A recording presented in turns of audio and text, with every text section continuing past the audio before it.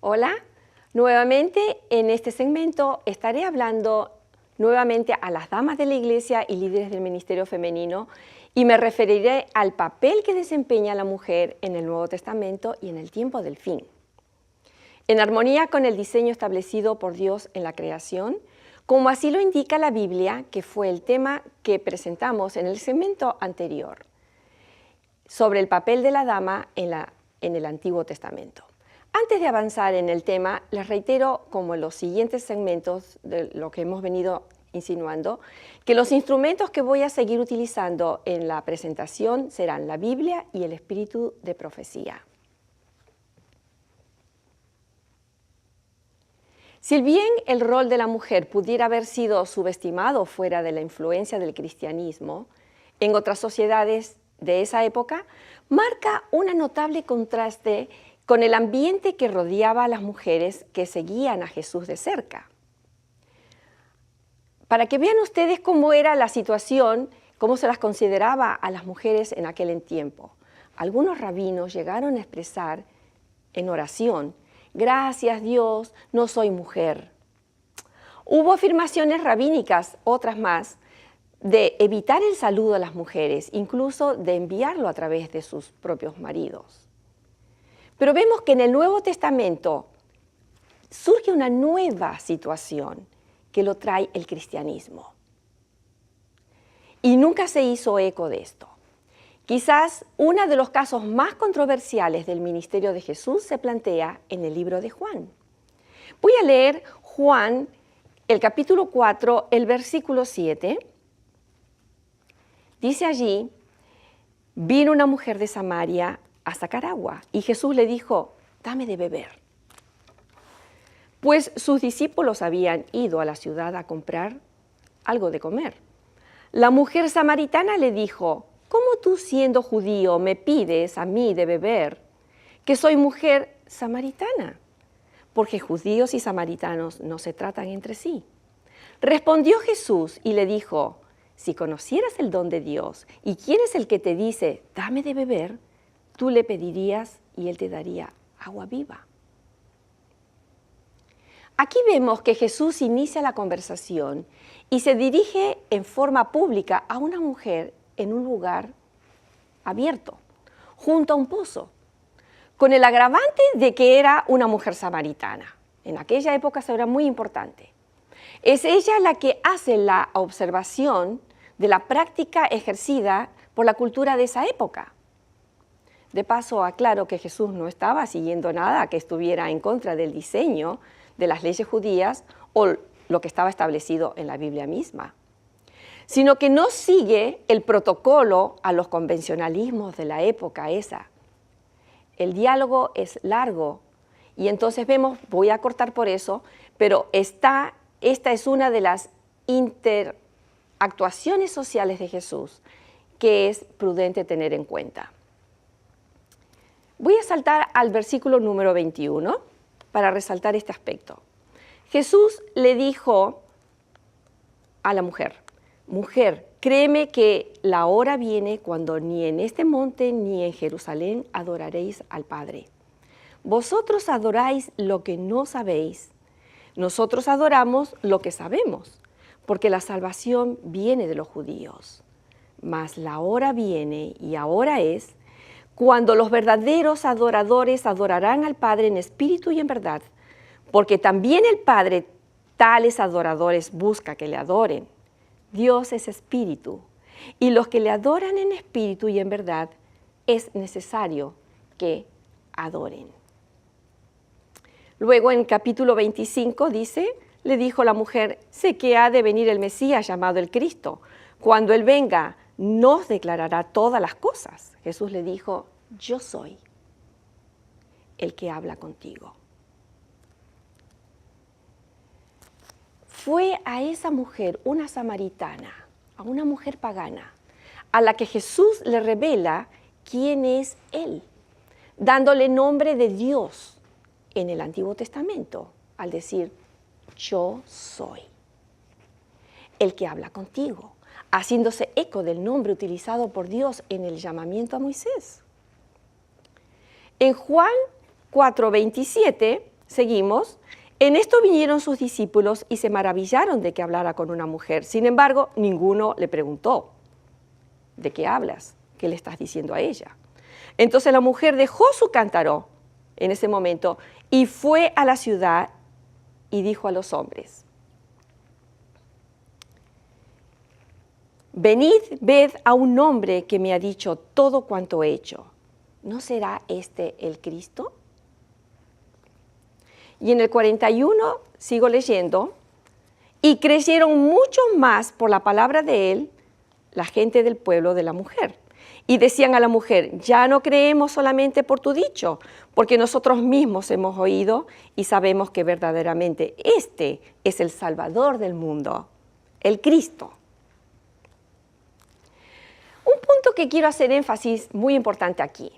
En el Nuevo Testamento no vemos a la mujer actuando en el santuario, ni oficiando actividades religiosas, ni actuando como apóstoles, ni como pastoras, ni como obispos, ni en las dirigentes de la iglesia, ni siendo ordenadas al ministerio pastoral. Sin embargo, vemos que en el Nuevo Testamento presenta el rol de la mujer en un nivel que es más elevado del que conocemos en la sociedad de este tiempo. El panorama del Nuevo Testamento es vasto y amplio en enseñar la importancia del papel de la mujer. Las vemos en diálogos con el ángel Gabriel en la Anunciación en Lucas 1:26 al 38. Al sexto mes, el ángel Gabriel se le apareció a María, anunciando que iba a ser madre del Salvador.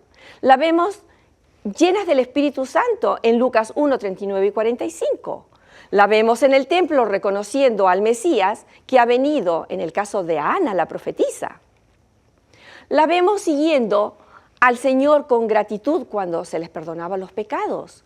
Las vemos siguiendo al Señor luego de ser sanadas. Las vemos junto a la cruz del Calvario. Cuando otros se alejaban del Señor y lo negaban, ellas estuvieron presentes. Las vemos recibiendo la noticia de la resurrección del Señor. Las vemos cumpliendo funciones de asistencia y sirviendo a enfermos y necesitados en la iglesia cristiana primitiva. Las vemos recibiendo los dones del Espíritu y el don de profecía. Las vemos ayudando y asistiendo al apóstol Pablo en su ministerio apostólico. Las vemos en la lista de reconocimiento que el apóstol Pablo le envía a la iglesia de los romanos. Las vemos en la formación de los valores y del carácter del joven Timoteo con Loida y Eunice, su abuela y su madre, trayendo a la memoria, como dice el texto, la fe no fingida que hay en ti, la cual habitó primero en tu abuela Loida y en tu madre Eunice, y estoy seguro que en ti también. Segunda de Timoteo. La vemos representadas en el capítulo de la fe en Hebreos 11, junto a los grandes hombres de la historia, de la fe.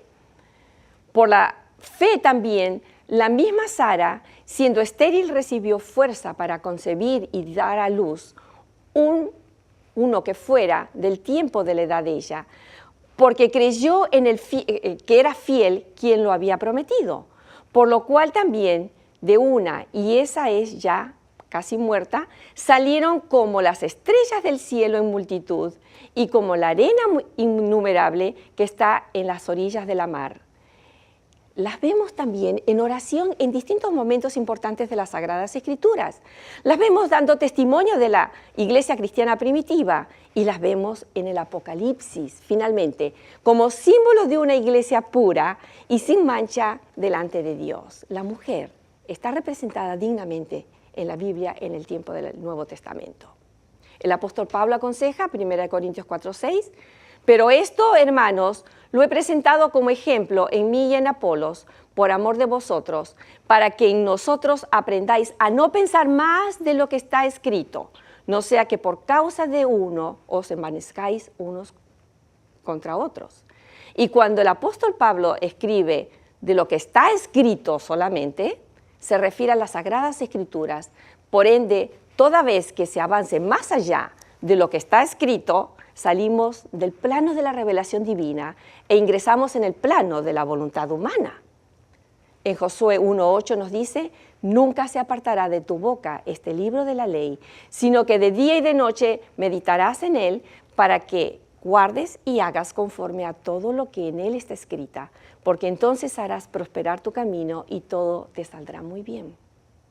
Toda la autoridad de la Biblia descansa en lo que está escrito, no en lo que no está escrito.